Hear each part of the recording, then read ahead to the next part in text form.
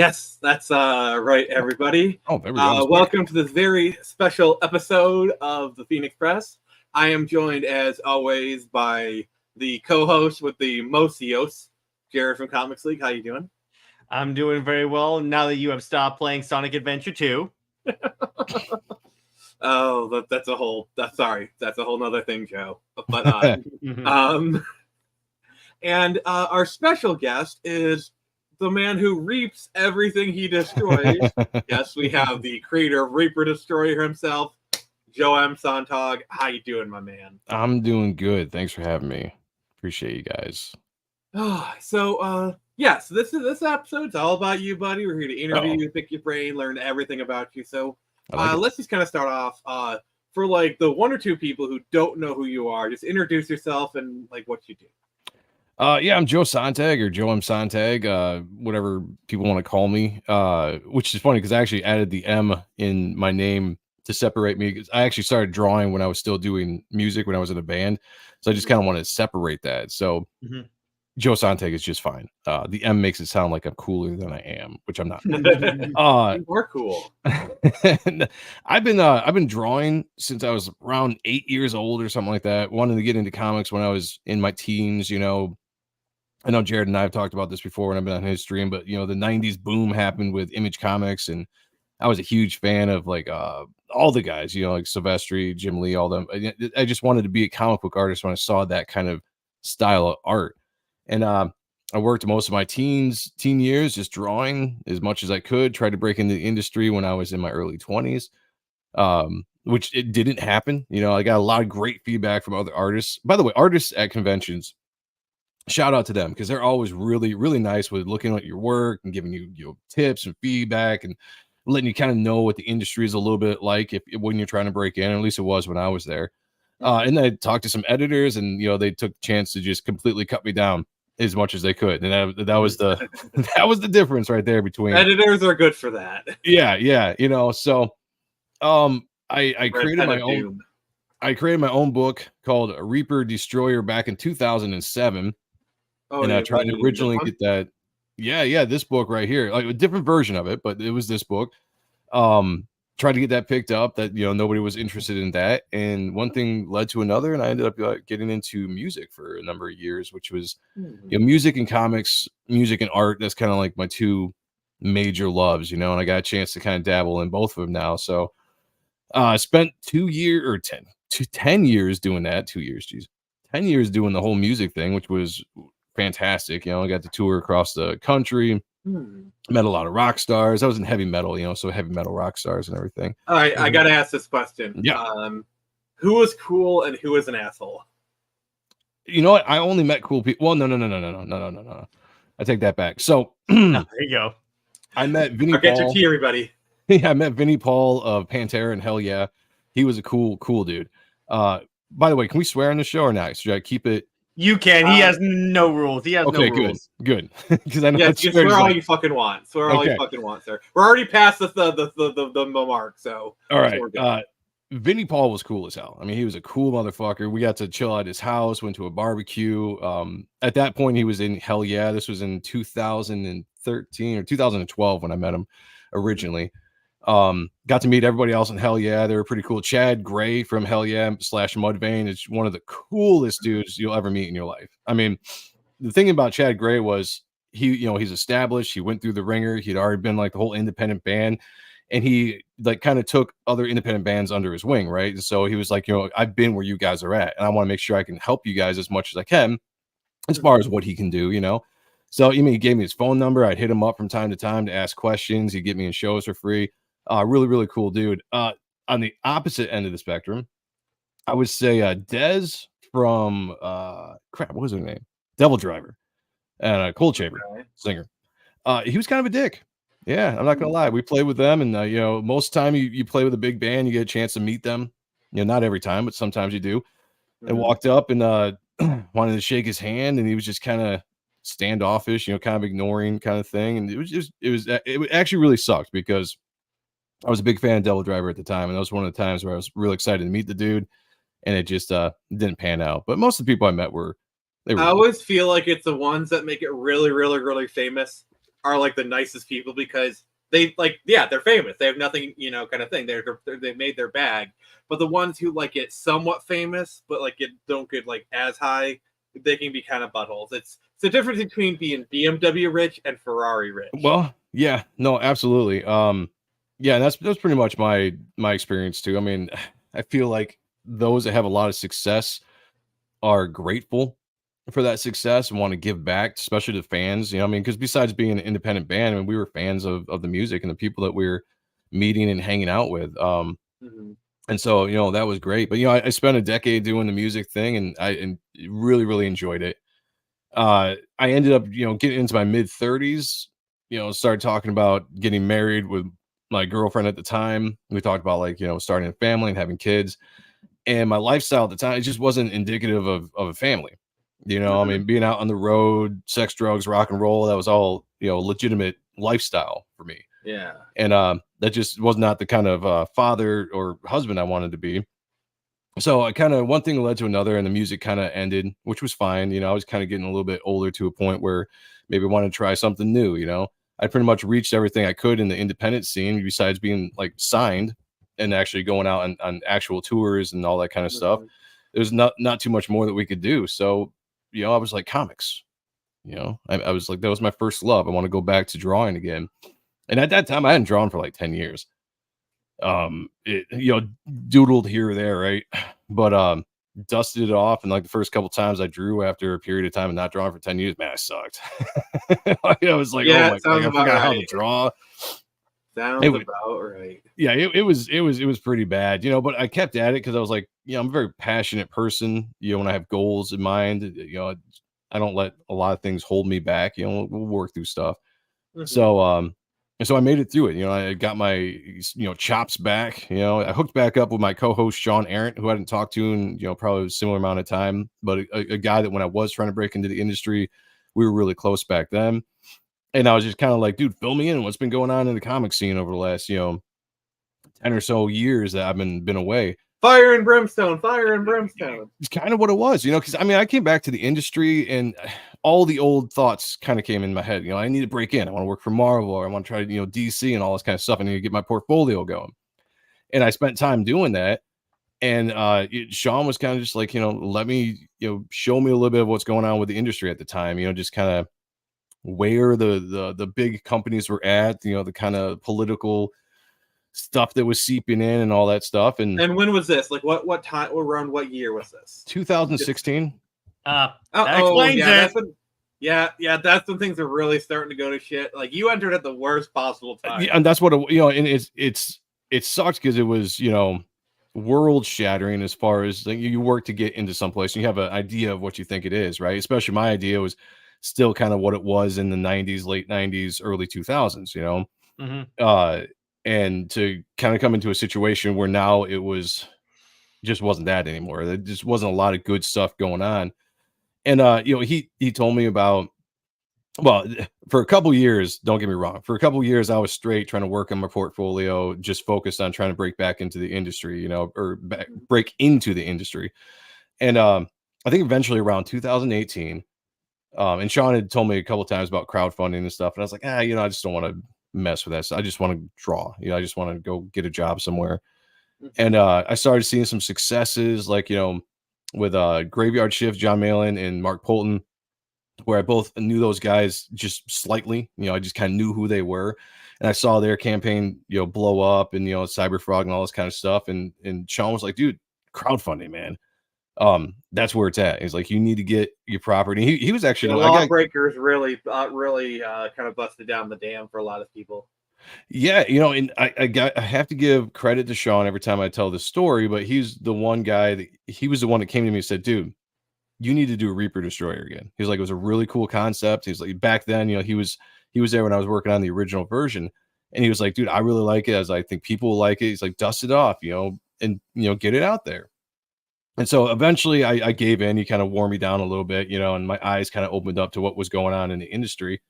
And then I spent the next 2 years retooling the story, retooling the characters, just updating it to, I guess, modern times compared to what I had it back in the day. Especially the original story was much more cookie cutter, because I didn't really know what I was doing back then. I was just kind of throwing a concept together, and that's really all it was. So I had a lot of fleshing out to do. And when I got to a point where I thought I was ready to go, we ended up kind of getting in with Comicsgate and launching the book, and it had a lot of success, and here we are. Yeah, and lots of success indeed. So this is your Indiegogo, launched 2 years ago, mind you. Yeah. And I just gotta say, Dale Keown cover. I do have to say, I'm really happy because I was one of the first people outside of Ethan, Mandy, PTP, and Aaron Lepresti. Outside of those people, I was the first person to get a Dale Keown cover. So at the time, I was very, braggadocious about that fact. It was one of the early covers he did when he was coming back to the scene. And, Dale was one of my favorite artists. He's right up there with Mark Silvestri, who is my favorite artist, And so to get a chance to talk to him, hook up with him, get to know him a little bit, the fact that he was interested in doing a cover for me because I showed him the character. He's like, "Oh, dude, that's right up my wheelhouse. I would love to do something." And I had this concept because he was really busy. And I was like, dude, instead of doing like this, this giant, whatever cover action scene, I was like, why don't we do an homage to Pit #1, which is one of my favorite comics of all time, and it's You just had him homage himself. Exactly. I was like, dude, and this was my idea. So Pit #1 was my favorite comic of all time, still is. Obviously Dale drew it, created it, inked it, all that kind of stuff. But one of my favorite colorists in the 90s, Joe Chiodo, is the one that colored it. And then Chance Wolfe did all the lettering. He created that iconic splatter logo that Pitt has.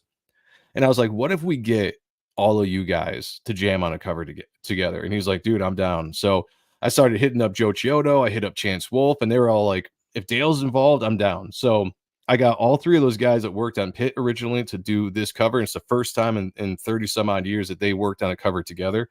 And I hold that right to be like, that's my book. The first time they all got back together again is on my book. So it's a special cover to me. I will say this guy definitely looks like a Mark Silvestri, Mike Turner-esque character right there. Oh, absolutely. And my influences are very much Top Cow-ish.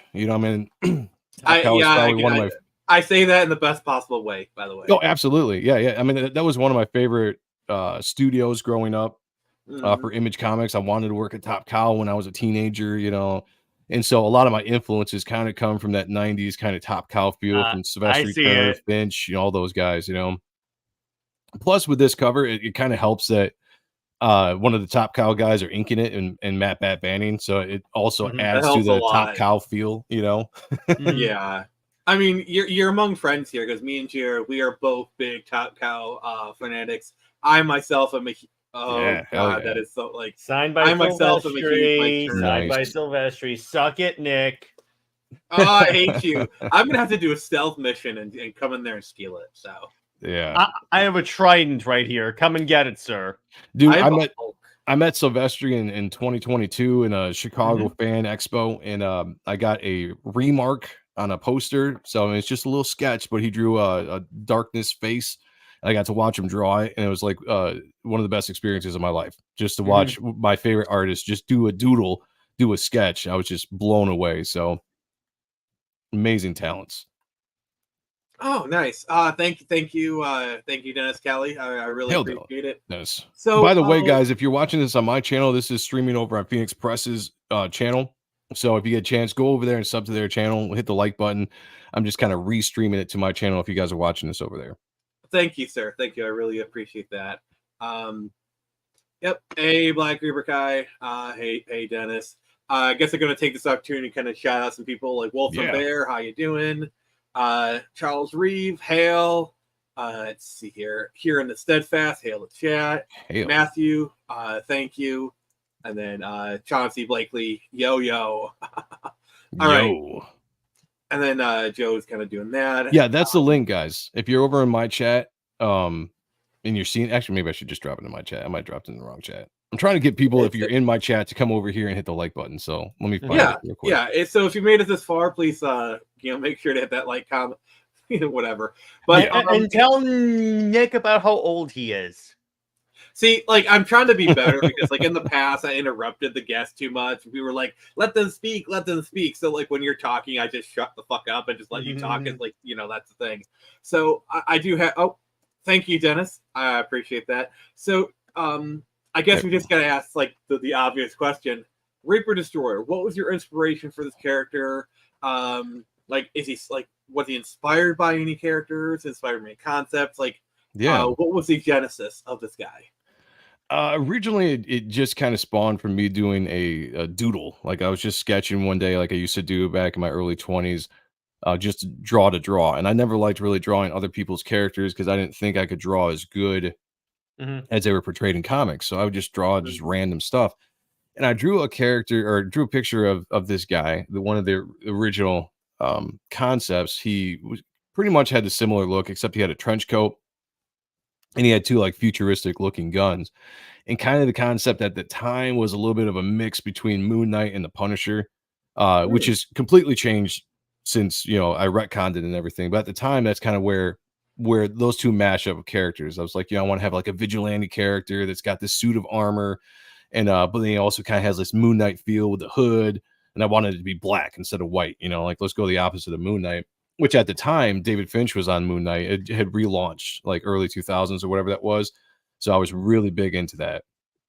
So that came together like that. And when I retconned him and redesigned him, man, dude, there's so many different characters. And I keep saying this, one day I'm going to have a contest to see how many people can actually pull out the different character influences I use for the design of the character. Obviously, Moon Knight and the Darkness and Spawn were big. I was about to say Darkness is very like you could pull those out right off the bat, right? Those three characters were pretty close. I mean, the hood alone gives you like Moon Knight, the cape too, kind of. But like Ripclaw was another inspiration. Okay. Crypt. There was a character named Crypt from Extreme Studios, Rob Liefeld's company and Image that they had there that I always loved. That was a hooded character as well.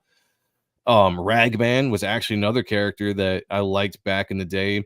Never really read a lot of the comics, but I always liked the visual concept of what Ragman was. And so that kind of worked that into the character a little bit. And so I don't want to give it all out there because I will have that contest one day. Yeah. I do want to see how many people, because I swear there's like 20 characters. There's 20 characters if you just look at Reaper Destroyer alone, where you can pull out references and probably find 20 characters if you have the eye. I do find it interesting where like people say, oh, you're just a copy of X, but like it is amazing how many people are pulling from the same influences, creating such wildly different characters. Yeah. Like for example, my character Screecher pulled from a lot of the same influence, like Moon Knight and all that stuff. Yet you put Reaper Destroyer next to Screecher, you can tell some similarities, but they are very different. Yeah, it was important for me to what's up, Krager? To have a design for a character that was familiar but also original. And that's something I brought from the music world. Like when we were making music, or the style of our band was very much kind of a Pantera / Lamb of God kind of feel. And the idea with the music was to present something that had a familiar aspect to it that would bring those fans in. People would be like, oh man, this sounds like Pantera. This sounds like Lamb of God, or it sounds like whatever. But when they got into it and they're listening to it, it still had enough originality that people would stick around and check it out as its own original thing. So it's something I wanted to kind of... Go ahead. Sorry. Well, I was just going to say, it's something I kind of wanted to bring into the comic book aspect as well, especially with the character design. Yeah, like the whole idea of sequels is like make it familiar enough for people to come in, but different enough that it's not just a straight up copy. Exactly, yeah. And I say this all the time. I'm like, if people love Spawn, Moon Knight, the Darkness, the Guyver, you're gonna love this character. You're gonna love this book. But if you buy it, back it right now. You can buy it. Yeah, back it right now. But if you buy it expecting it to be like a Spawn ripoff or a Darkness ripoff, I think you're going to be surprised. I always say you're going to be sad, but you're going to be surprised because it's got a much more original story that's different than those characters. I'm sorry, I will interrupt you this time to say, oh no, you're fine. I fucking love this cover. Thank you. Man. Badass.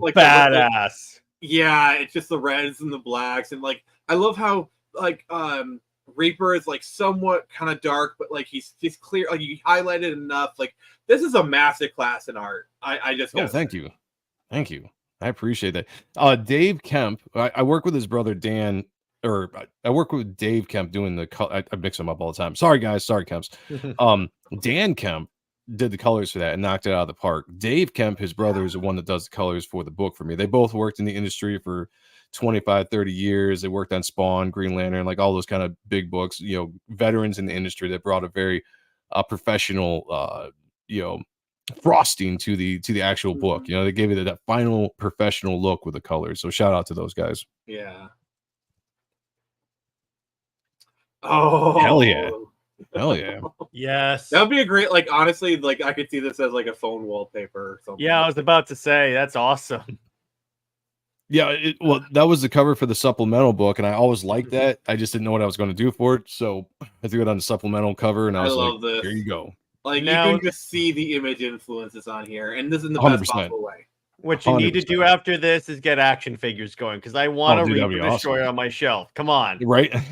No, imagine if Todd McFarlane did a Reaper Destroyer action figure. Like, there you go, dude. That would be a dream come true. And then Todd is like, I really like this character. We should do a crossover with Spawn. That would be even more awesome. Okay, actually, that's a good question for you. Yeah. So, if you could cross over Reaper Destroyer with any established character, who would it be? I mean, probably Spawn would be the biggest one. Just for the look. Because I have the long cape like Spawn has. And that was influenced by Spawn because I always loved that aspect of characters with long capes, and the capes had a purpose. They were kind of a live aspect to them. But I'd also love to cross over with the Darkness. I'd love to cross over with Ghost Rider. The Guyver would be cool. Like those are my favorite characters. Oh my god, I love him. Yeah, well, I love the Guyver. I never read a lot of the manga, but I love I was big into the anime, big into the movies. I'm trying to get into the manga. The art thing. I have to get into the art. To actually get into manga books. Yeah. Since you mentioned the Guyver, how much are you into Japanese tokusatsu, like Kamen Rider, Super Sentai, all that stuff? I mean, not very much right now. It's something I'm kind of more trying to learn about. So the thing with the Guyver with me is I just love the design. It's a character design, right? That right off the bat when you see it, it's just like holy shit. That's what I wanted from like Reaper Destroyer, just the design. It didn't matter if you're a fan or anything. Oh, thank you, man. Thank you. Now, let me ask you this. How about a crossover with this and Witchblade?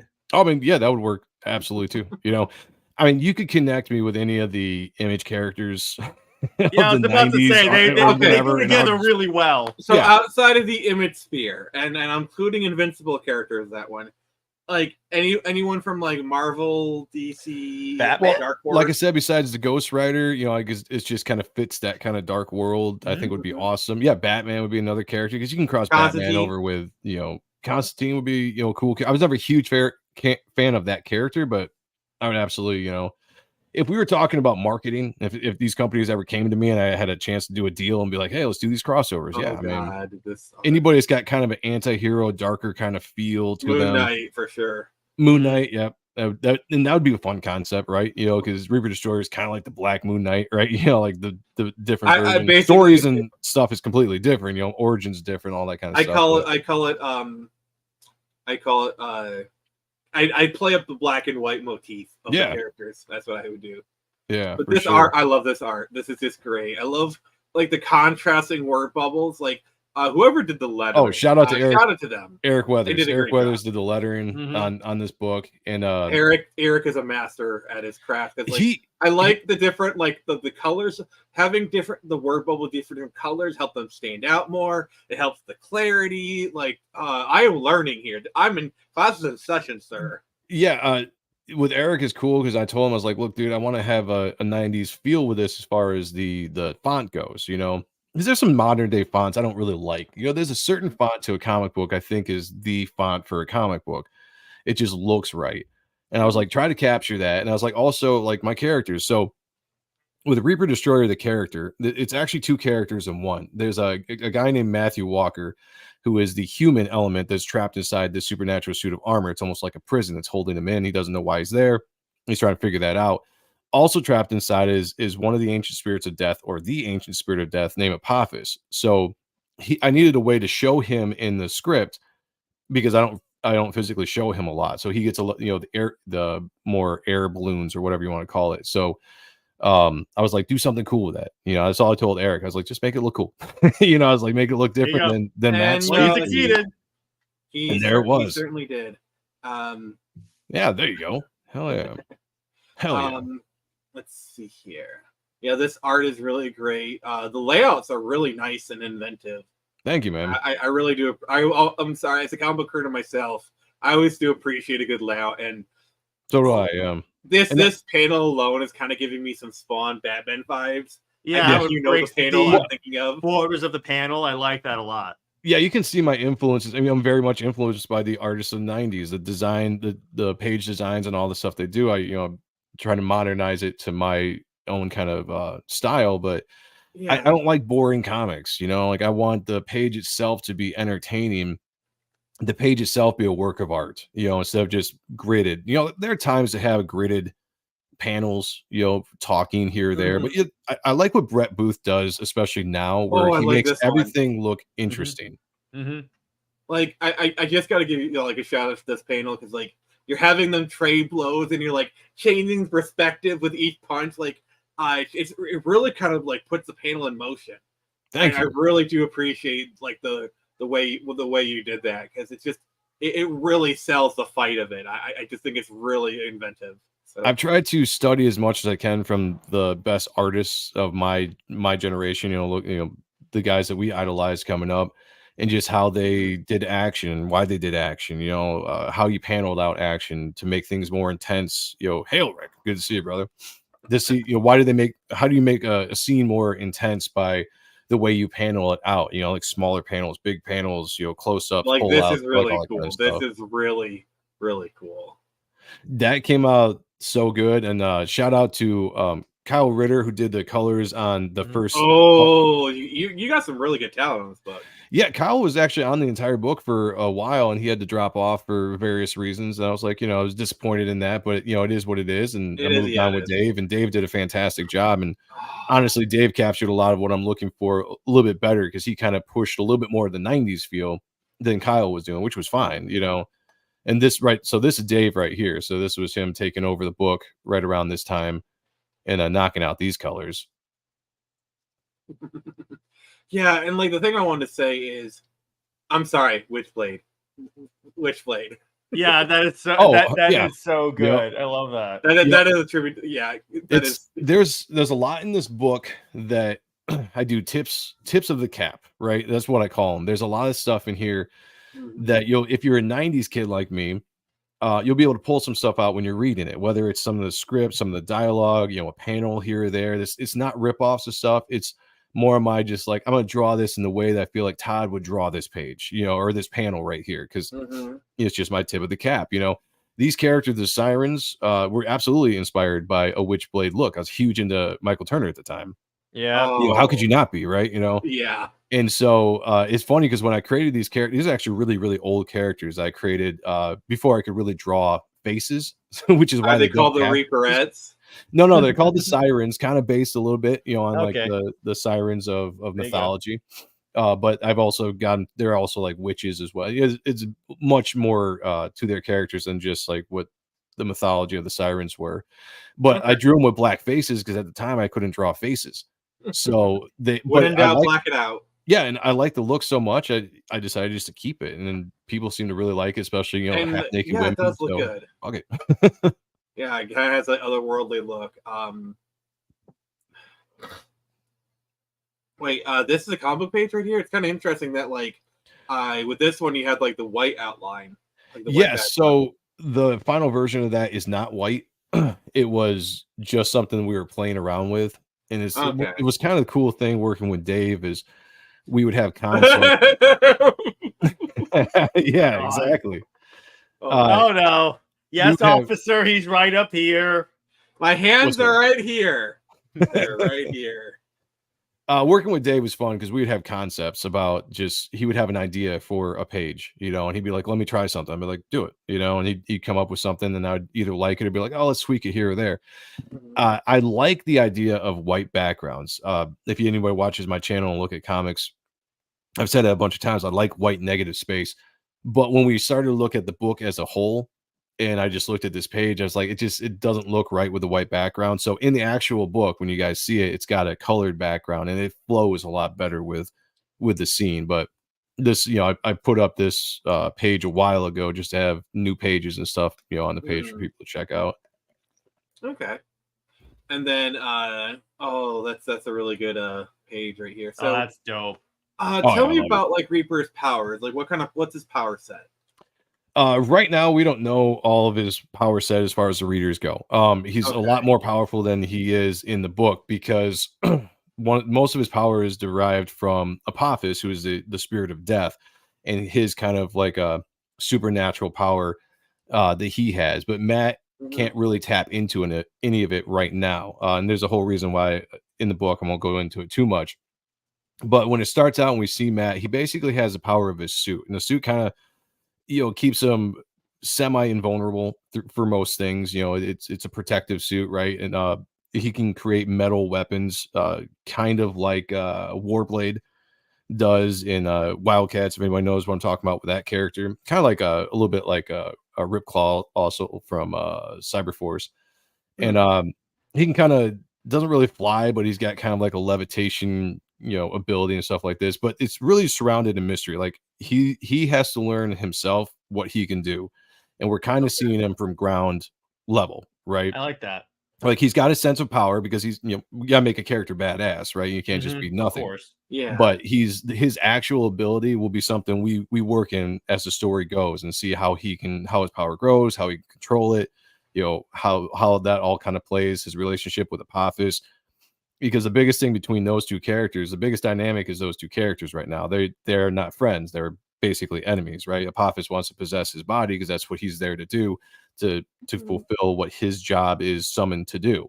And obviously Matt doesn't want to be possessed. So they're always at odds for control of the power that they both possess right now, and that they're both trapped inside the suit of armor, which, who put him in there, we'll find out. And what's the reason for it? We'll find out. Oh, that is a cool with that page though. What's cool about this character, and something I think that maybe not a lot of characters do or creators do, is Reaper Destroyer is both. He can both be a hero and a villain. Because Matt is, Matt's the star. He's the good guy, I guess you want to say. And then Apophis he's kind of a gray character, right? He's not necessarily a villain. He's definitely not a hero, but he's got his own motivations, an own power or own purpose. And when he's in control, he can kind of be a little bit more villainous than when Matt's in control. So I get to play within the story of using him in both kind of roles, depending on who is controlling the armor at the time, so it allows me to roll to have scenes where this is a little bit more of a villainous role in this particular scene. I'll just give it away to everybody. Like Apophis is kind of controlling the scene. He's controlling the armor. So I get to draw him a little bit more as a villain. And you're going to see how I draw the character when Apophis is in control, more villainous looking. Okay. More the blacked out face, more the glowing eyes. I like it. You know what I'm saying? I love the blacked out face, by the way, and all these characters, like with the sirens, it definitely has that. It has that 90s feel, my brother. Hell yeah. Yeah, and the thing I want to say is yes, I know you're talking about doing the 90s stuff, but it feels modern. It doesn't feel dated. Right. Yeah. Like you want to say it's kind of like a throwback homage to the 90s, yes. You want to say the 90s influences, yes, but it still feels like a comic book that came out today. I mean, and I think that's a very tight rope to walk, and I think you've done it brilliantly. Yeah, thank you. For lack of a better term, I know it's like a buzzword whenever they say this, but you've done the proper way of updating for the modern audience. Oh, yeah. I said in a better way than the other writers are doing right now, Nick. Yeah, not being an old man. That is the goal. Capture the feel and aesthetic of what made the 90s so cool, and then bring it into more modern day, hopefully better storytelling, than a lot of the 90s books, even though I enjoyed them all, but just have that aesthetic look, and then modern day storytelling, and hopefully I can grab a bunch of people. Oh yeah, so what you're looking at now is the supplemental book. The first 2 pages that you saw examples of were by an artist named Oliver Isabedra, who I hired to do one of the stories in the supplemental book. It was the first time I got a chance to just write and somebody else draw, which was interesting. I actually enjoyed it. Just seeing how somebody else came up with my story. It's completely different than I would have done it, but it was very, very cool. And then this is the second story that's in the supplemental, written by Kayla Thornton or Adrian, whatever she goes by. She uses both the last names, but she's a co-host on my channel and my show Appreciating Comic Book Art live on Mondays. She's a hell of a writer, the muscle great definition, editor. very good muscle definition. That's what I'm choosing to comment on. Is the exquisite muscle definition. Sure, Nick. Sure, Nick. We all know what you're paying attention to. So Fabio Samo, who is the artist on this story, I picked him up specifically because I was like, dude, you draw fantastic women, very sexy women. In this story, I need sexy women. So it's no actual nudity in this book. Just so you guys know, I just had to put the bars up so that Indiegogo wouldn't take it down. It's all tastefully covered up, right? It leaves a little to the imagination. Yeah, tastefully. Yeah, for boobies, educational purposes. So people can read the uncensored one for research purposes. Well, you could say, you could say I need this for my anatomy assignment. Yeah, and like I said, again, there's no actual nudity, so it's like, her hair is covering up her tits in that scene, but it's just I've seen other campaigns be taken down for too sexy. And so it's too sexy. We got to take it down. Right. And so I'm just like, I don't want to leave anything to a chance. So I'm going to throw stuff up there. I even left a note on the top said no nudity, so they can't mess with the campaign, which they haven't. I one of the campaigns that didn't get shadow banned when all the campaigns were being shadow banned. So I was very thankful of that. You avoided that nuclear bomb. Yeah. We need nudity for a modern audience. Yeah, we do. The funny thing is there's so much. There's so many books now that lean right on the nudity, lean on bringing that in, like that aspect. Sex sells. Sex definitely sells. I like the less is more. Leaves your imagination, right? Yeah. Like, giving it all away doesn't make sense to me because you see it once and it's just like, all right, well, I saw her tits in this comic. If they pop up again in the next comic, it's not as exciting. It loses the effect. Exactly. Right? And it's like for me, so for me, I'm more influenced by like late 90s, early 2000s comics when things are a bit more like writer focused. Yeah. And so like I like having attractive women, but with more realistic proportions, shall we say. Well, the other thing, I'm sorry. Go ahead. Go ahead. It's the other thing is like, I don't know if you guys remember this, if you were tracking this, but like a couple of years ago, there was a controversy with DC. So they did this Black Label line, which is supposed to be more mature comic books. Right. So they're already telling you that. And then they have a shadowy look at Batman's penis and the internet explodes. The Batwang. Yeah. Okay, you want to talk about like the stupidest controversy ever is when Batman gave something to Catwoman. Let's just say he dined on her the other Catwoman. Everyone lost their minds. Batman does not give. He does like it's like they're trying to like portray Batman as like this giga chat. It's like, come on, you like please. Well, the other thing is like it's kind of funny. They had a side view of Wonder Woman's boob in a Frank Miller book when she was breastfeeding her kid, and apparently that was okay. Oh, interesting. Well, see, again, like I was always a big fan of the way the 90s handled nudity for the most part. It was, you saw a lot, but you didn't see the main parts. So it kept you guessing, kept your imagination going. And to me, it's sexy, but it's not gratuitous, to the point where it doesn't get old, like for still... me, like let's say you have an attractive woman and she's wearing like a zip up shirt and like it's zipped up and you can kind of see the side boobs. Like that is like really hot to me.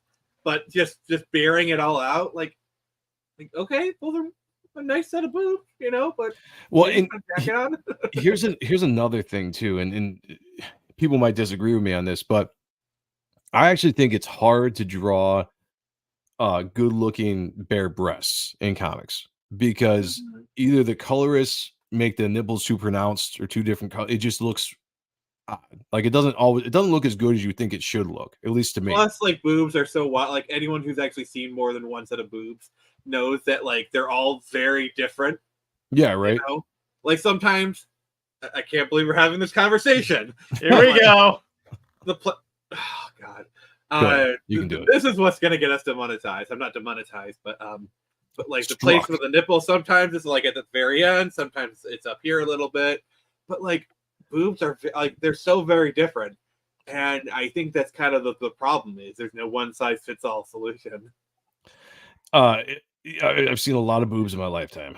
I definitely have. Well, I've seen you're a musician, so I was saying I've seen a lot of different kinds, and they're all great. I'll just say, you know. Yes, we all love boobs around here. ID detective. Anyone coming into the stream now is gonna walk into. We love boobs. We love boobs. Mark it. Clip it. Put that as the chapter in the live stream with the time code.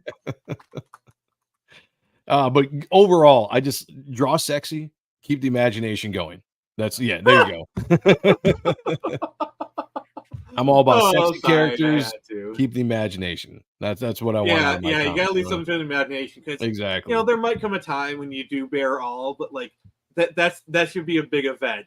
When the big event happens every week, it doesn't become a big event anymore. A curtain opens. Dun, dun, dun, dun, dun, dun. Here they are. Yeah, I was gonna say, indie comics is cool because you can really do whatever you want. You know, there's no comics code. So I mean, if you ever decided to want to bear all, and then you could have a scene where it actually happens, and then it's actually a shocker, right? It actually surprises the audience instead of being like, "Oh, I've seen tits in every single book you've drawn," you know. But like, maybe it happened.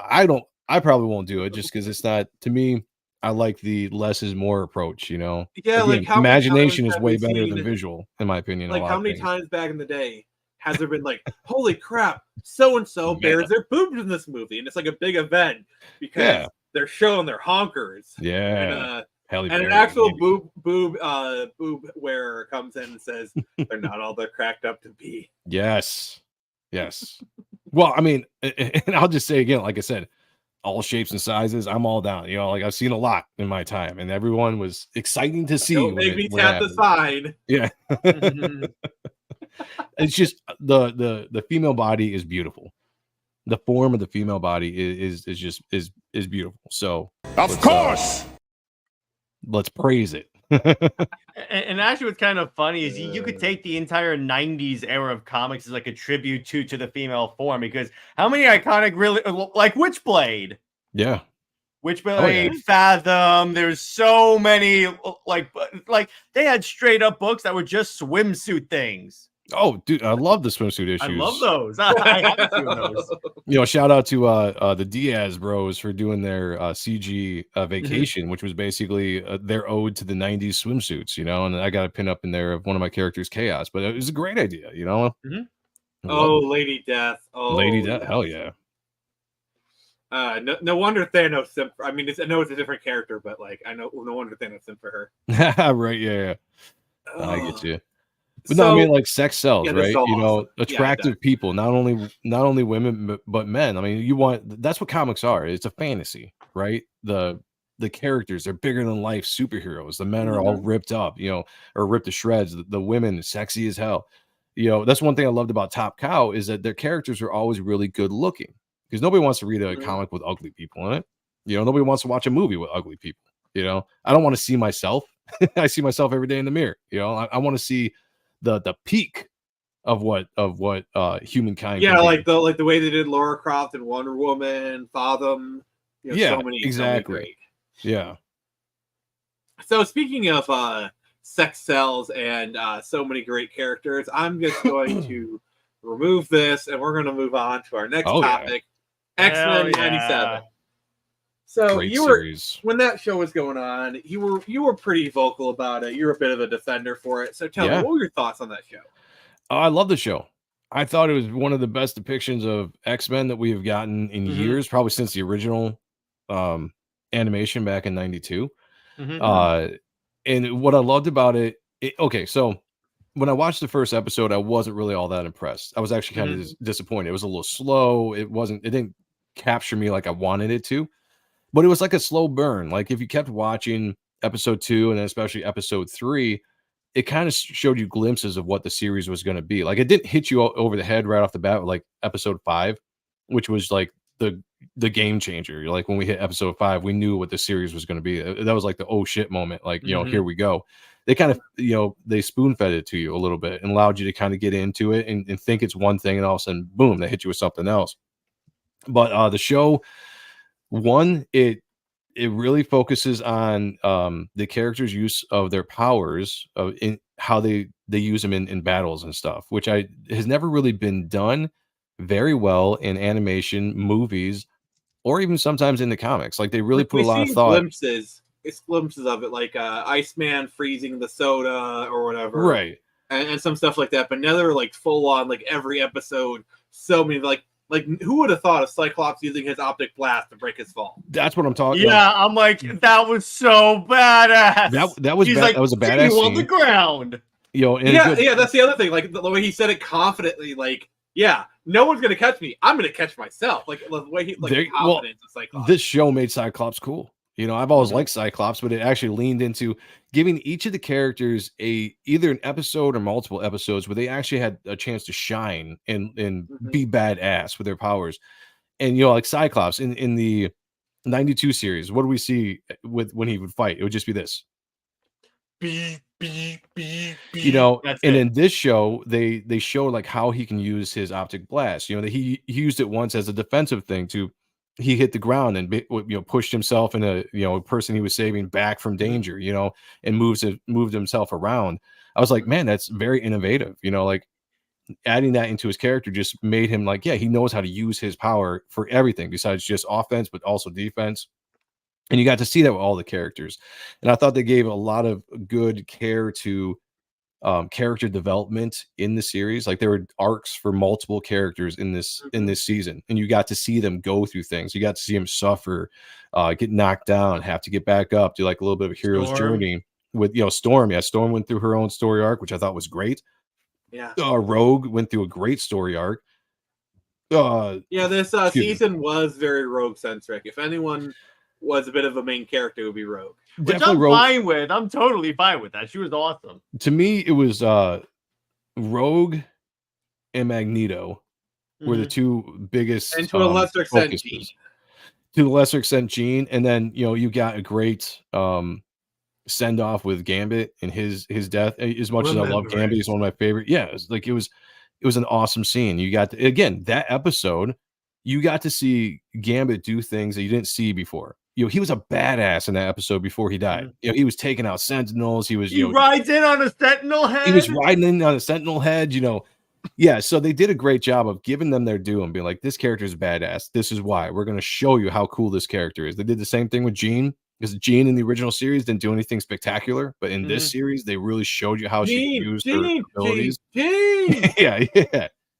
The only one that got sidelined was Wolverine, and that was kind of disappointing for the duration of the show. But what made the impact of the second to last episode so much more impactful was the fact that you were waiting for Wolverine to do something cool, and then he finally gets out, he does it, and then boom, you have the Fatal Attractions scene where he gets his adamantium ripped out, so well, the other thing with Wolverine is that I was fine with that because Wolverine gets so much attention in general in like X-Men comics. So I'm like, okay, I see why you're doing this, to give these other characters room, because obviously that was kind of my point. He was still there. Yeah. He was still contributing to the plot. He was still there. He was still a badass. It wasn't like completely and he had his own kind of arc as well. It was a little bit different, but I was the same way. I was like, we've seen Wolverine. And I love Wolverine. I love the character, but he's been the main thing in the movies for the last 20 years, comics and all that kind of stuff. Yeah, put him to the background, let some of the other characters step up and have time to shine, because the X-Men aren't just Wolverine. The X-Men is a very deep roster of characters that all are very fleshed out in the comic books, so focus on a lot of these characters. And I thought it was great. Like some people were complaining because there was too much of the female characters being showcased. That's X-Men. No, I was gonna say I get what they're saying, but yeah, to me it's also X-Men. It's always been and to add to that, like, yeah, there's a lot of really good X-Men characters. At the same time, they weren't denigrating the male characters. That's it. Yeah. Like, for example, Gambit was sexy. All the guys were sexy here. Like, showing Gambit in the crop top. Like, and he got a badass send-off that as soon it's one of those moments where I was like, oh my gosh, when he grabs the sentinel thing, goes, remember, and he's about to make the entire thing explode, and I'm like, he can do that? Such a great scene. Such a great scene. The worst thing they could have done is impale him. I thought it was funny that I saw some pushback on some of the stuff that Gambit wore in the series with like crop top. That's what people were wearing back then, though. It's 97, and that's what I said too. I remember. I lived through that. Yeah, I was there too. Go back and look at Jim Lee, Gambit when he's out of costume in the early '90s, and that's what he looked like. That's how they depicted him. So, can you confirm or deny if you ever wore a crop top like that in the '90s? If I did, hell no. The thing about it, Joe, is that I had the body, maybe. I think the reason why you got that there was that backlash is because I think people forgot it took place in the 90s. It's like even with Captain America, because a lot of people were upset with like how he was portrayed, but I'm like, that's the way Cap was in the 90s, so it's consistent with that. Yep, yeah, it was a 90s style of everything. I like the MCU version of Cap. I actually prefer it to that version. That Me being too, said, actually. That is the version that was of that. Like, if you go back and watch the animated series, like he crossed over to Spider-Man a couple of times. That was that version. That version of the Cap in the MCAU, I guess we're going to call it, was a very by the book kind of character. Well, and the other thing, going off of what you said earlier about them focusing on the female characters, because here's what people forgot. Do you know why we got a Captain Marvel movie? That was because Marvel wanted their Wonder Woman, because the movie had just come out. It was a smash hit. So like, what are our iconic female characters? Literally, Captain Marvel was the only female character that they can make a solo movie about, because the X-Men were owned by other Black studios. Widow. Well, that they wanted to, in other words, because they were going superficial. What are our superpowered? What are our superpowered people? Okay, we have Jean, Storm, Rogue. Oh yeah, we can't do that because Fox owns them. She-Hulk, someone else owns her. Fantastic Four, someone else owns her. So they really were stuck with, at the time, the bottom of the barrel. I see Dennis Kelly talking about the morph, using that character to. That was cool too. That was awesome. Like I've never liked Morph as a character, but to use him that way, and actually be able to bring in all these characters from the MCU or just the X-Men universe in general was awesome. You got to see Psylocke, Angel, there's so many. I would have to go back through the series again and just see how many times he changed into some cool ass character. Another thing with this, I mean, the cameos that they did in this show were awesome, not just through Morph, but also different times you see characters pop up, like Strong Guy. You got to see X-Men or X Factor. I'm excited. I want to see 90s X Factor in the show. Like, probably my favorite reference is, what do you expect? Black leather. I know that reference got a lot of flack, but as I thought it was awesome. Who grew up with the 2000 X-Men movie, and I still love those movies. I love it because it's a full circle moment. Well, it's kind of funny. The sheer amount of cameos is where I knew that Bo was a fan, because I'm sorry, too many obscure cameos were done well for this to be just a random grab bag, just reaching into a hat and saying, okay, Bastion, use him. Grab Psylocke. Too many characters were done well for this to be just by accident. I think my only real criticism of this show is they sped run through a lot of iconic stories. Like, for example, Inferno literally could have been its own 10-episode season easily. The Genosha storyline, that itself could be its own season. There's like so much stuff that devote like 1 or 2 episodes, and it gets like half an episode or whatever, and they sped run through a lot of iconic storylines. Like, I actually really would the Goblin Queen is probably my favorite part, because like the Goblin Queen transformation was when I realized, awesome. Especially how like the Goblin Queen was still sexy. Like they pulled back a little bit. They had to, they had to. They couldn't go full on, but it was still Goblin sexy. Queen design. Speaking of the 90s, but it was still sexy. It was absolutely still sexy, and that was the show. that was the episode where I was like, all right, I know where they're going with this series. It was a little bit more pushing a little bit more mature for the audiences, because that was the thing, right? Like when we first got stills or one of the characters coming out, Rogue, yeah. Rogue's ass was gone. People were like, "Oh, the characters are going to be," and then they brought it back in the last episode. They literally have a shot yeah, for her ass. I love that. I love how like everyone just. She even pushes it against the camera, so I'm like, I see what you're doing. I feel like they added that in like a last. They had to have. They had to have. I can always tell people that we'll give you Rogue's ass. I can always tell people that haven't seen the show because they still kind of harp on the fact that the women are drawn androgynous. And I'm just like, you haven't seen the show. The women are definitely drawn sexy. They didn't pull back with the whole like, where's her organs kind of thing, or too big of boobs here, or whatever. Like the Goblin Queen was sexy as hell. Like her transformation, her attitude, her language. Yeah, it was a very sexy transformation. Rogue I thought was great throughout the entire show. But yeah. It was a blink in your miss it moment, but they had her in the Savage Land outfit. Yes. I'm sorry. The minute I see that, the minute I saw that, I was like, "Yep, those people can go pound sand," because they brought back literally the sexiest Rogue outfit. Well, it's also the fact they put him in like the classic outfits. Like I like seeing Jean in her Marvel Girl outfit and actually kicking butt. Wolverine in the brown. I was like, that was great to see. I was very in Storm in her classic black costume too. I thought was fantastic. Yeah. I even like the Mohawk Storm because I always enjoyed the Mohawk Storm in the comic books as well. Heck yeah. But yeah, I mean, it's just like you can always tell like the people that just want to hate on the show that don't watch it, they get secondhand information from wherever and then just jump on a narrative, and it's just very disingenuous.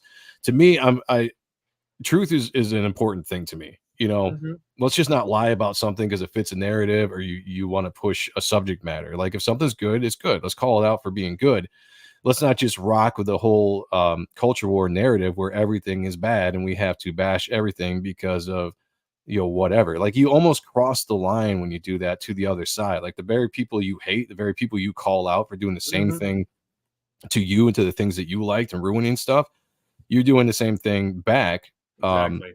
And to me, it's disingenuous. It doesn't help your cause to sit there and be like, "Oh, this is bad. Oh, this is woke. This is so bad because of this." They call everything woke, so I'm just like, Jared, I hear hunger awaits you. So I gotta run, Joe. It was a pleasure. You too, brother. Good talking to you again. Let's hang on again real soon. I look forward to Reaper Destroyer. Thank you, brother. Appreciate it. Thank you for backing. And Nick, keeping old. he loves pulling that lever. But yeah, X-Men 97. I really enjoyed it. There were some minor things, but in my opinion, the sum of its part is it's greater than the whole. Like there's some minor things I didn't enjoy. Like some of the animation was a little bit wonky, but when viewed in totality, I think it was better. It's kind of interesting because the animation was one of my issues right from the get-go. I didn't like some of the animation in the first couple episodes. But I feel like it got better as the series went on, and I almost wonder if they were like continually to work on it, especially when they got feedback, because there were some the scenes that absolutely needed to kick ass and impressed you. Like if you go watch the Gambit scenes where Gambit dies, or some of the other scenes that were impactful, the animation is fantastic.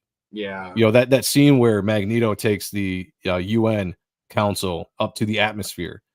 Fantastic. Yeah, the action scenes were great. Like it was more the incidental scenes. Like I think everyone they shared that clip of Jean and Storm talking about the baby. And the animation is legitimately terrible in that scene. But that's just one scene. Yeah. Yeah, exactly. And so I don't know if they just sunk a lot of their animation budget into like the important scenes. I'm hoping that next season they'll have a bigger budget because the show was successful. I know the numbers, people always harp on the numbers that the views were down. And I think that's for a various amount of reasons. Disney, the app is a pay-for app. There's a lot of people I know that were openly saying that they were pirating the show. Like they were watching the show and they enjoyed it, but they weren't watching. Exactly. They weren't watching it on Disney. So the numbers are going to be fudged, right? And so the people that don't like the show are trying to hold that up as an L. I think when they eventually release this on physical media, which Disney does do with their stuff, they still do it. Oh, when they eventually release on physical media, I think the numbers for that will be very interesting.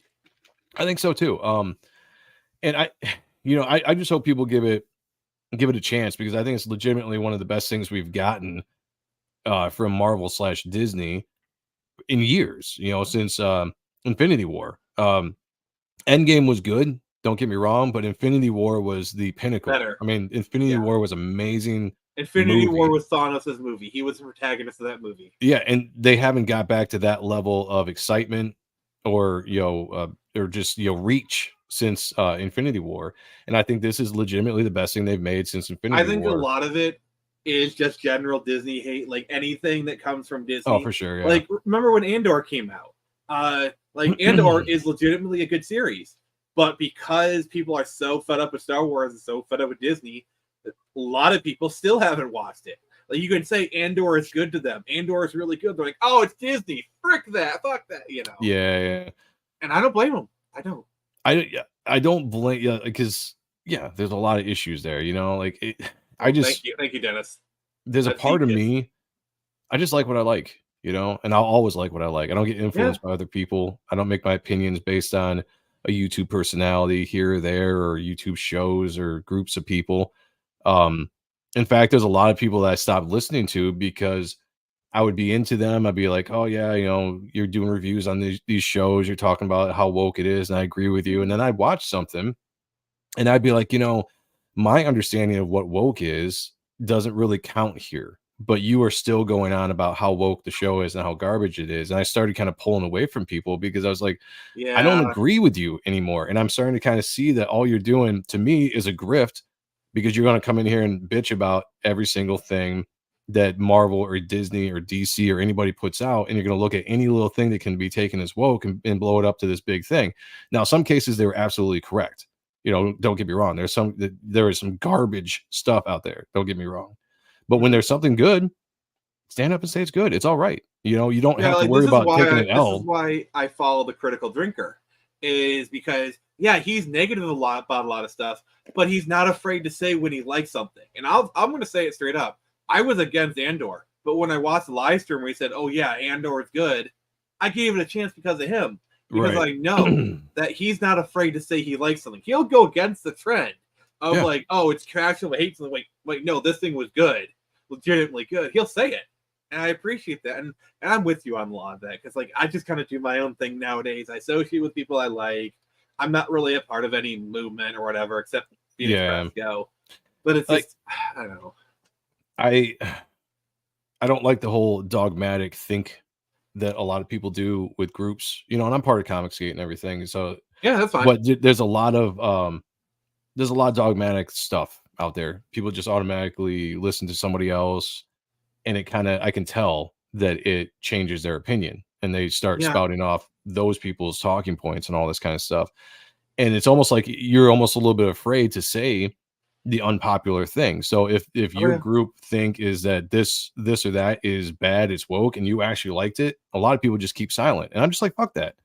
If you like it, I'm going to say I like Zack Snyder. A lot of people are against him. So do I. And if people legitimately don't like Zack Snyder, that's fine. I don't care. But like, it's kind of become fashionable to hate him. And like a lot of people, I just, I don't know. Like, I don't care. I don't care for Comicsgate, Iron Age. I don't care who the fuck you are. If you're cool, we're cool. Like, that's all that matters to me. I don't fucking care. We have all lost the ability to still disagree. Even the people that say that they can disagree with somebody and still be friends, I don't see it, because I see a lot of fighting on X, and I see a lot of fighting in people's chats and stuff because difference of opinions. And it takes. I was like, you fuckers are doing the same thing everybody else has done. You're complaining about the same thing that the mainstream gets you for, like you don't like our stuff, so we're gonna bash you. Like, it just takes communication with both parties. Like, I have trans friends that are very liberal, but we have like a few things that we're like in common, and we both like each other as people. So we just kind of have this agreement. Hey, let's not talk about politics, and it's fine. We're still great friends. They say stuff that I vehemently disagree with, but when we get in the DM, we just talk normal. It's not that hard.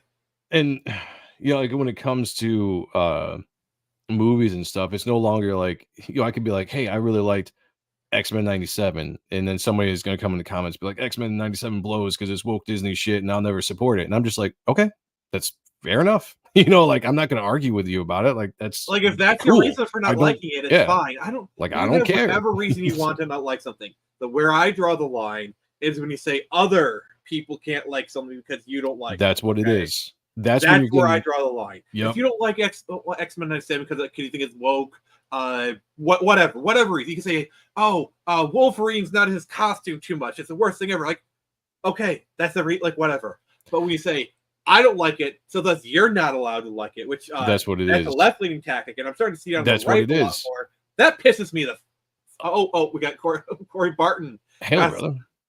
Yeah, sorry, but no, a lot of left-leaning aspects to arguments and the way that they deal with the masses, I see utilized amongst supposedly conservative or right-leaning people. And it's like I'm like, again, like I said, stand for the truth. What's the truth of the matter? Don't get sucked into what the tactics are and use them against everybody. Because I dipped out when it came to worrying about what people thought, when it's just like, you have to be about this cause, because if you're not about the cause, then you're part of the problem. I'm like, no, fuck that.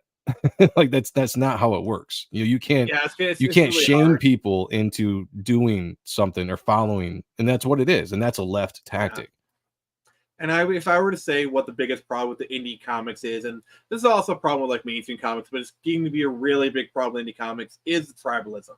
It's like you have tribes within tribes within tribes. Like, for sure. It's like, oh wait, I'm Comicsgate. Are you the right kind of Comicsgate? If you know what I'm trying to say. Oh, no, absolutely. And like, I stay out of a lot of the drama. Like, I'll talk about it and stuff, but like, I stay out of it because a lot of it I don't care about it, because I'm here to make comic books, but that's I see it. I see different sects or cliques or whatever you want to call it that all go after each other, and you're supposedly in the same group or trying to do the same thing. And then I see the tactics being used of the very thing that we push back at, that we see coming from the liberal media or liberal entertainment. I see that being used against people that are supposedly all on the same side. Sorry. That is really clever. I respect that. Sorry, it's really funny. Yes, Wiley. God. So I'm a big component for like what you like, stand up for what you believe in, and if it's okay to disagree with people that are on your side, it's okay. You're not hurting the cause if you guys have a disagreement with something. And just because somebody does disagree with you does not automatically make them your enemy. Right. Yeah. I wish more people would think like that. I do believe the only way we can solve this issue is to communicate. That's why I'll talk to left-leaning people. If a left-leaning people wants to have a adult conversation about stuff, I'll have it all day long. Like a in good faith kind of like debate. We might not agree on a single thing, but as long as they're willing to come to the table, I'll give them the same courtesy. I'm always down to have really good conversations with people, even if we disagree. When it becomes emotional, and it's usually from the other person, because my life isn't like, it doesn't affect my life that much, so I don't get as emotionally involved with a lot of stuff. When it gets to that point in the conversation and some insults start flying, then I just start trolling people, because I'm like, now I just need to have fun, because this conversation is not going anywhere. So I'll just troll the shit out of people. It's always fun when it gets to that point where you realize, oh, they're not here for a conversation, so let's just have fun. Like those are always fun. I love it when people insult me on X in comments, because they think like it's going to affect me in some way, or it's going to hurt my my feelings or whatever. I just laugh. I'm like, and legitimately sometimes I give them a like on the comment, and I'm like, laugh, like, dude, that made me laugh. That's funny. I know you're trying to insult me and hurt my feelings, but that was legitimately funny. Good for you. Good for you. The only thing that kind of like that bores me is generic comments. Like they'll go after my hair, my weight. It's like, I'm choosing to wear my hair this way. But if someone actually gives me like a legit good burn, like you said, like, okay, that's original insult. I respect that. Yep. I don't know. Well, you gotta have fun. You gotta have fun with stuff. I mean, if you're fighting online and it's emotionally involving you're getting angry, or it's wrecking your day or something, or you need to come back at them with some really clever, zinger. To me, it's why. My wife gets mad at me sometimes because I'll be like I've had like 2-day back and forth with people before, and I enjoy it, because to me, they are so involved in the conversation. They are angry. Their opinion, they're trying to get across, and I just troll them. I put jokes out there. I do stuff that's nonsense, and they keep on coming. So I'm just like, I'm just gonna keep on getting more and more stupid and say stupid stuff. And they'll be like, "You're an idiot. I can't believe you just said that." And I'm like, you still haven't caught on. Just putting yet. you mad bro is just enough to get them incensed. It's just so great. Like I spent like 3 seconds on this comment. You probably spent like 5 minutes. That's what it is. And that's why I laugh. I'm like, dude, like it literally took me a second to think of this funny thing that I think would get your goat. And I'm gonna go back to watching TV. I'm gonna check my phone again in about 20-30 minutes, you know, and if you commented again, I'll drop a GIF or something that's, you know, has nothing to do with what we're talking about, and that drives them insane. And that's too. how you win. That's the only weapon that we have against these people. And I've been trying to spread this word is mockery. Mockery and disinterest is really the only weapon, because they want to get you emotion. They want to get you all incensed. But when you're just like, I'm just having fun. This is a joke. You're a joke. Notice how quickly they're like, oh, I'm gonna go. I'm gonna make some excuse. Go bye. Yeah, or they block you, and then I'm just like, what? Oh, I trust me. When they do that, I take a screenshot and I put in my folder of shame. Yeah, good stuff. Oh yeah. So we talked about the indie scene for a while. What do you think is the problem with mainstream? Like, why is mainstream? We see some glimpses of good stuff like Ultimate Spider-Man and like a few things here or there. Mm-hmm. But why is mainstream comics having such a hard time creating the stuff people want? Because I still think that there's too many people in the mainstream that aren't really comic fans. They're either activists or they're people using it to get to a different platform, like writing for TV or movies. Yeah, I remember Chuck Dixon saying that to me. And I think that's the biggest issue right there. One, you know, the whole activist thing, they want to, you know, take over characters and be, you know, self-inserts of what they believe and, you know, get their message out, which nobody wants to see. Nobody wants to hear. Like, I get a lot of people are like, oh, politics have always been in comics. And I'm like, yeah, but if you're using politics for a storyline, like it makes sense within the story, that's one thing. Or you give the view of both sides, you know, it's when you get, or you do it subtly. Or you do it subtly, yeah. Or the problem is they get preachy. They tell you what to think, how to feel, and you know, with the characters that you love, and people push back on that, and that hasn't changed enough. There has been some good stuff out there, and I think it's important. Just like I said with like the Disney stuff, if there's a good book out there, go support it. I remember when Silvestri dropped a Deadly Duo, Batman and Joker, last year. It was a fantastic book, and a lot of people were like, oh, I can't support anything DC does, just like the Disney stuff. I'm like, dude, fuck that. Like, this is a good book by a guy who is a great creator that, to my knowledge, has never come out and said anything bad about the fans. So go support him and put your money where your mouth is. Be like, Disney or DC, this is the stuff we want. Let's make that book super successful, and let's see the numbers, you know, and be like, why was this book so good, but this Batman book over here is selling like dog shit? Ultimate Spider-Man. Take Ultimate Spider-Man, for instance. 5 printings. They sold out of at least 5 printings of that book. You don't think Disney is taking notice of how well that book is selling? I would hope so. You know, it's the comic book scene was so great, and people get tired of me saying it, but the 90s, right? They were so great in the 90s because they gave the fans what they wanted. It's an odd concept, right? But it works. Give the fans what they're looking for instead of force feeding them a bunch of horse shit, and they're going to come and buy your stuff. You know, the problem is that the comic book companies, the people that own the comic book companies, don't necessarily need the success and the sales from the comic books for their overall business. You know, so they can take hits. They can take, you know, books being canceled, and they can do all this, and because it doesn't affect their bottom line. And the problem with that, and you get a bunch of activists that just use it for what they want to use it for. You know, race swap, gender swap, whatever. You know, get the message out there, get the narrative out there. I think Charlie V has it right on the head.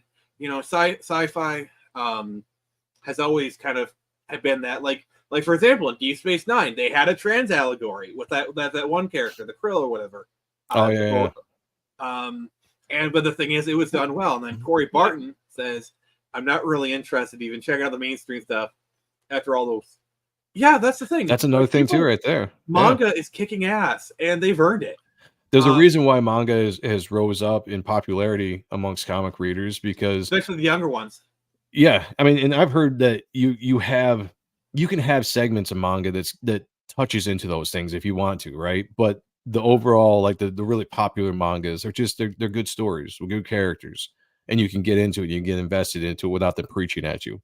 I don't care if there's a gay character in a comic book. I don't care, Yeah. if they do some of these things that are considered quote unquote woke, if it's not if it's good for the story, right? If it's a really, really good story that is still capturing you as a reader and not preaching to you, then I don't care what the character is. And I think that's the biggest thing. Woke is hard to write. You can't write woke characters and make them interesting because everything becomes about their sexuality or their race. It's Everything comes. It's like all these writers like, why do people like Rorschach so much? Like, I wrote this character for you to hate him. Why does everyone love it? It's like these Right. It's like they accidentally write a good character when they create like these right-leaning characters. Like we've seen this happen like a couple of times. And like these woke writers like, I don't understand. Why do you like him so much? You're not supposed to like him. And they actually write a legitimately interesting character. Yeah, and the thing is, so if you have a gay character or whatever, the mistake is you want to lean into their experiences as a gay person. Well, the problem is most people want to look at characters for their extraordinary abilities. Yeah. They don't care what their necessarily personal life is. So you don't want to have a story about the coming out or how they had people that were prejudiced against them or homophobic against them, how that affected them personally. I'm like, no, I want to see how you use your power to fight that big ass villain over there. At how least cool not can you until be? they actually care about the character. Because I think too, one yeah. of the things they did well in the 2000s is you had a lot of gay characters who, I just want to be like you guys. They were like, yeah, I'm gay, but like that's just a part of my personality. And people like, oh, okay, well, gay people are just like us. Okay, who cares? Well, and that really helped normalize things. And another thing too is they lean into the stereotypes, and that's just the worst thing of all. Gay is not a character trait. I think you need to learn that. Right? No, it's everything's a stereotype. Instead of just being like, okay, this character's gay. Okay, cool. What else, what do they do for the story? What's their purpose here? Are they heroic? Are they a bad guy? What are they here for? But like, oh no, they're just gay. That's who they are. To bring this back that's to it? X-Men 97, I think they handled that well with Morph. Yeah, Morph stuff was subtle. Some of the stuff was cringe. Like I did think that the shower scene, his fantasy shower scene was a cringe, and for supposedly being a kid's show, which I try to tell people like this is not a kid's show. Like this is a little bit more mature, teenagers to adult. Didn't need to be in there. It really didn't. I mean, the character, again, stereotypes. The one thing I didn't like about Morph, the advertisement is being non-binary, but the entire show they played him off as a gay character. That's not non-binary. He had a lisp. He had the stereotypical lisp and the way that he would talk, the way that he would joke. That's what they did. You see that with every like non-binary bisexual character is they just mean gay, but they have an out. Like Jared says, it's like, oh, they have this ripcord where they can just go back to the being straight and just whatever. Right. Like I don't know, but like. So again, with Morph, there were some things that it was cringeworthy and stuff that would roll my eyes out, but roll my eyes about. But in general, it was very subtle throughout the show. Yeah. It wasn't in your face. It wasn't like Morph wasn't like the big thing throughout every episode. He didn't have a lot to do with the entire series. He really didn't. He had some scenes here where he did some cool cameos, morphing into other characters, and then he had a couple flirty scenes, if you want to call it, from his non-binary status / gay status, and that's about it. He wasn't the main character of the show. They made such a big deal out of it beforehand, and looking back at it now, it's obvious they're just trying to build up engagement. They're doing rage bait. I think we're starting to see that now a lot from the left. Is they'll say something that's designed to get people talking before a show drops, and then when you watch the show, it's barely there. And we keep falling for the bait. I'm just as guilty of this as everyone else. I'm calling myself out in this regard. I did the same thing too. Sean and I, my co-host on Ott and Stuff on Thursdays, we talk about all the time. Like we were excited about X-Men 97, and then we heard some of the stuff that was happening. Morph being one, saw the animation stills come out, saw the first trailer drop, we weren't impressed, and we fell into the whole like, oh man, the show is going to be garbage. But with us, we at least like to give things a chance. I wanted to at least give it a chance because it was a property that I liked. I loved. I love the X-Men, right? So I'm going to at least check it out to see if it's good or if it's bad. And if it's bad, I would absolutely call it out. Like, I have no problem talking about the bad stuff of the show, but the good outweighs the bad by like 98-2 in my opinion, percentage wise. There's so little of the bad stuff in here, it's not even funny, to the point where this show is phenomenal. And that's why like the show is such a great show. The thing about the show being a little bit more mature in feel is they touch on emotion a lot. There's a lot of dramatic emotional beats in the show with characters dying, character interaction with each other. The last episode was great. You had the scene between Xavier and Magnus, when that's friends, two guys that are friends. There was no gayness or anything to that. I know people have tried to, but yeah, people have tried to ship it or whatever they want to call.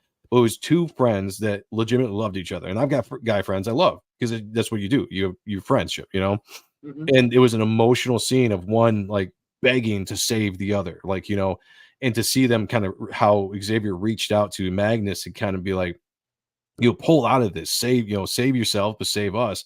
It was an emotional beat. At the same point, you had this scene between Cable and Jean and Scott, and they were Jean had projected them in her mind to Cable, so they could basically say goodbye to their son. That was really nice. That was an emotional scene of parents talking to their kid. Just the whole aspect of that. I love you, all that kind of stuff. That hit me for being a parent myself. That hit me deep, and I was just like, that's emotional. It got me. Gambit's death got me. Besides just being an awesome scene, it was well done. They did a lot of great stuff with this. It wasn't just a cookie cutter, action show. There was actually some depth to it and some emotion, which made it fantastic. Yeah, I just think it was the show was getting to be a little bit too good, and so that's why they fired Bo DeMeo. Because like I can see I see all the stuff like oh, he was bad to work with, like all that stuff came from the Witcher's writers' room, which we know is toxic as fuck, and they lie like crazy. Yeah, so that's the thing that's going to suck about this show. Like, Bo DeMeo had a love for the show, and you saw it. Season 2 is still very much his handiwork, and if they stay true to it, it should probably be just as good as this. But then going forward, it's like, we'll see. Are they going to stick with the thing that are working? Are they going to try to continue to, push the message? Because I guarantee you, they look at X-Men because of the diversity that the just natural diversity that the characters are. It's the great platform to push all your agenda and narrative. So I wonder season 3 on forward if you're really going to see that pushed in there heavily. And if it does, the show is going to tank. I guarantee it. Yeah, people like all the goodwill. Like, here's the thing. Yeah. It used to be when you build up that kind of goodwill, it takes a little bit for it to you piss people off enough they do abandon ship. Yeah. But nowadays, people there's so much content out there. If Corey Barton, they're probably for season 3 onward at the very least. I'm worried. Season 2, I think we're going to be okay if they stay true to Bo DeMeo's that's vision. But I will be the first to call it out when it becomes like that, because I'm a huge fan of the show. I'm a huge fan of X-Men. I'll call out the good stuff, but I'll also talk about the bad. And if the show starts going that way, I'll flip. I got no problem doing that. I have no problem saying like, hey, that first season was phenomenal. Nothing will ever change that. If they do it in the second season, they do it in the third season, and we start seeing the message and the narrative be pushed, I'll start saying like, hey, this show is going off the rails, guys. Like, they're doing this now. It's nothing like it used to be. Endless content. There's an endless supply of content. If loyalty is no, we don't have loyalty as a show anymore, because if this thing is not to our liking, there's 15 other different things we can do at any one moment. Yeah. Well, and I really hope that Disney Marvel is paying attention to the success of this show. And it's not just the numbers, because people can harp on the viewing numbers being down, but just go on social media, go on YouTube. Besides just the haters, there's legitimate excitement about this show. Like, there's a lot of people that connected with the show. Yeah. And this should be the message to Marvel, Disney. this is what the fan base wants. Do more of this, and people will start coming back to you, Yeah, and Corey Barton says we'll probably be like the Spider-Man games. First game was good, but the next second game pushes the message more. I heard that, yeah. Like from what I understand, the second game objectively is not a bad game, but the story really, really lets you down. And that's the thing, I mean, season 2, if they fuck around with it, season 2 visually could be phenomenal. They could continue the great score and the great drama and all that stuff, but all of a sudden now you got more of the message being pushed. And that's the thing that's going to drive people away from it. You're going to drive people that, like you said, goodwill right now. You've got goodwill with me as a viewer. The first time, if they ever utter the word Krakoa, I'm literally turning the TV off right then and there. Well, that was why this season was so successful, because they fast tracked a lot of the stuff you were talking about, a lot of classic stories, but they took classic beats out of those stories and made something kind of more of an original kind of storyline for the season. And they played on the stuff that was successful, the things that people loved. Yeah, if you get too far into the Marvel history, more modern day Marvel, and you want to go into that shit, nobody's going to want that. I guarantee There's literally a mutant that poops ice cream. Yeah, it's just no. Stick in the 80s, stick in the 90s, pull elements from stuff from the 70s and the 60s, because what's good about the TV series is you saw that they did like 3 or 4 different storylines that they distinctly pulled things out of to make this story for this season. Continue to do that because there's a rich history. And, just because they covered the Goblin Queen in one episode doesn't mean they can't go back and visit it in a longer aspect, just told a little bit differently. Like there's so much they can pull dead for. In comics except Uncle Ben, so Goblin Queen can return. Yeah. As far as speculation, I do think they're gonna cover Onslaught next season. I don't think they're going to. I think if they do, it's gonna be season 3. Because I think that needs some time to fester. You need to build up to that. If you're gonna do writing story-wise, let that concept be something you build up to. And let this season be about Apocalypse and figuring out how to change or how to fix what happened in season 1. Gambit's going to come back as the horse rider death or whatever. Hey, Snuggie. What's going on, brother? There's going to be that aspect. Lean into that. Let's focus with Apocalypse. Main villain. We're going to see his origin. You're going to see villainous Apocalypse in the present. You're going to see maybe not so villainous Apocalypse in the past. It's going to be kind of I would love them to do an Age of Apocalypse before they did an Onslaught. Give us a version. It doesn't have to necessarily be Xavier dying, but Xavier's in the past. Maybe they can work with something where they're bouncing around through time. I don't know. There's a lot of stuff that they can do. I would just like them to focus on at least one story next season instead of just speed running through 5 different stories, because I don't know. It just seems like they were kind of do we want to do standalone episodes, or do you want to actually tell a story? It seems they want to tell a story. I want them to tell a story, and I don't mind if they're pulling stuff from a bunch of different. If they can put it together as well as they did this season, and I get what you're saying about the fast track through certain story arcs that they did, but the way they put it together as their own original story arc, I thought worked very, very well. If they have the same kind of concept this season, I'm fine with that. Just as long as it's giving me cool X-Men stuff and they're staying true to the characters and just giving me a world that I can disappear into every week for 20, 28 minutes. I'm down.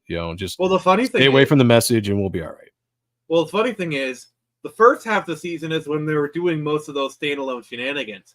Because after episode 5, they were actually telling pretty much one story, and that was good. Do more of that. Do more of the second half. The first half was a bit scatterbrained all over the place. That's kind of where I had the problem. I don't think we're modern day storytelling. I don't think we're in the place anymore where people are satisfied with standalone episodes. Like people want to see a continuing story.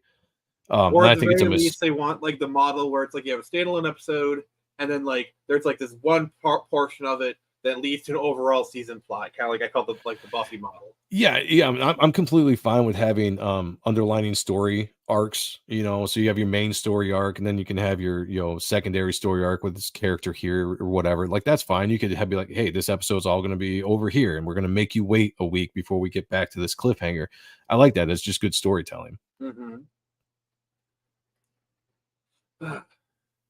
So yeah, it'll be interesting to see how season 2 goes, because even though Bo DeMeo has done the story, that doesn't prevent them from fucking with it. Right now, I'm keeping my fingers crossed, and I'm gonna go into it positive. And even if there's negative stuff that comes out in the press, which there probably will be, I'm still going to go into it with an open mind, because season 1 built up enough what's the word, equity, you know, whatever you want to call it, for me, that I will give it a chance. And if it's bad, I'll say it's bad. You know, I was the first one to jump out on episode 2 or whatever, and you know, bash the shower scene with Morph. I was just like, well, it took him 2 episodes to do this. To my surprise, and you know, I was happy about that they didn't continue that. That was just kind of like a standalone thing, and we didn't see stuff like that throughout the rest of the show, which allowed me to kind of come back into it and be like, okay, let's just enjoy the show for what it is, because right now you're not shoving down the message down our throats, you know. Exactly. So, as we wrap up here, I just wanted to say, anyone who has not grabbed Reaper Destroyer, oh, okay, you got some. That's cool. I love that guy. He's done some of my stuff. If you're not grabbed Reaper Destroyer yet, please consider doing so. How close are you to printing? Getting pretty damn close. I've got some proofreaders right now going over the book, so they can catch anything that me or my editor Mark didn't catch. And right now we're looking pretty good. I'm waiting for a couple more to get back to me after they've read it. And if all the notes are checked off and people are in agreement, we're gonna give the sign off on the letters. The supplemental book is getting ready to be lettered right now, and then we're gonna head to print after that. So we are damn close.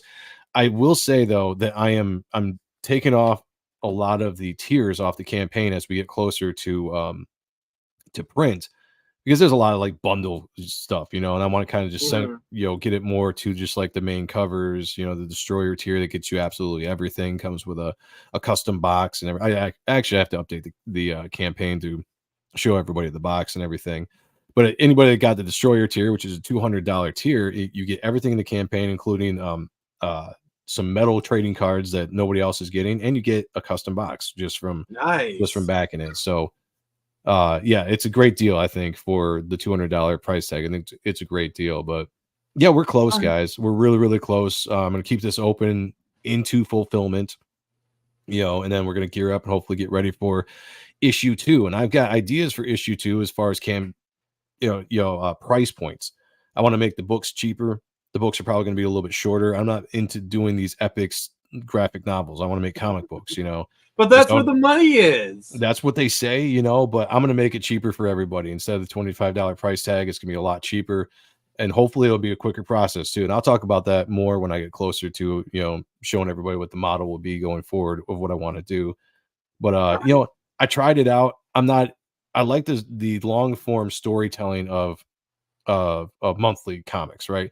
Granted, I can't get the books out right now, but that's the goal. You know, the goal is to have Reaper Destroyer eventually at some point be a monthly book that I can be a full-time artist writer on, get it into stores. Like, this is a stepping stone. The crowdfunding is a stepping stone to try to get to that dream, that ultimate dream of getting the book in the stores and getting the book out to everybody. So doing 40, 50-page books once a year is not my thing. Like, I want to have long form storytelling where we can really develop a story instead of try to race through a graphic novel here and a graphic novel here, you know.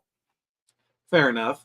So where can people find you? What platforms are you on, sir? I'm primarily on X. Joe M. Sontag 1 on X is where you can find me. I'm on all social medias, Facebook, Instagram. I think those are it, right? You can follow me on YouTube under Joe M. Sontag. My channel is Joe M. Sontag. I stream on Mondays at 9 and 10:15 and Thursdays at 10. I've got some awesome shows. If you like comic book talk, comic book art, that's the place to be. We're usually drama free over there. We don't get sucked into all that BS, and we just want to focus on the cool things that we all love and nerd out about. So definitely check it out. Back Reaper Destroyer if you like it. Check it out. I really, I'm excited. We got the 1,200 backers. That blows my mind. I never thought that was going to happen. Product, people will buy it. So yeah, and again, I'm excited to get this book out. I'm excited to get the feedback, see what people think of the story, because I have a big big ideas of where I want to go with this book story wise, and regardless, I'm going to do it. Even if everybody hates it, I'm still going to do it myself, no matter what. So, the book is going to be an ongoing story. That's what it is, and I'm going to be doing it as long as I can do it. And I hope everybody enjoys it. The backs, and I appreciate all the backers. I have a lot of love in my heart for all you guys. All right, thank you everyone for joining us. Thank you, Joe. Back Reaper Destroyer on Indiegogo. Back to our Samurai on Indiegogo, can. And thank you. And this has been Nick from the Phoenix Press. And remember, I can only show you the door. You don't have to walk through it.